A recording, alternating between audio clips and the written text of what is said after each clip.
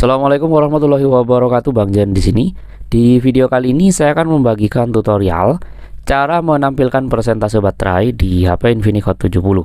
Tapi sebelum kita ke tutorialnya, bagi teman-teman yang belum subscribe, silahkan tekan tombol subscribe dan jangan lupa untuk menyalakan tombol lonceng agar mendapatkan pemberitahuan tentang konten menarik lainnya dari channel ini.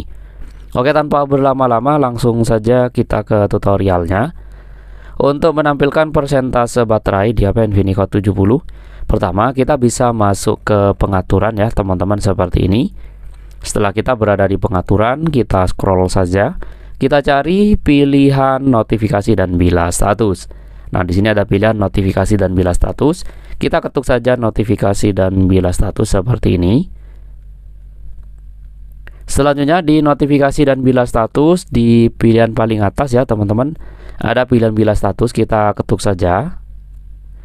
Kemudian cari saja pilihan tunjukkan persentase baterai. Kalau kita ingin menampilkan persentase baterai, kita tinggal aktifkan tombol ini, tunjukkan persentase baterai. Maka persentase baterainya akan ditampilkan di icon baterai di pojok kanan atas teman-teman. Jadi seperti itu ya cara menampilkan persentase baterai di HP Infinix Hot 70. Semoga bermanfaat, kurang lebihnya saya mohon maaf. Wassalamualaikum warahmatullahi wabarakatuh.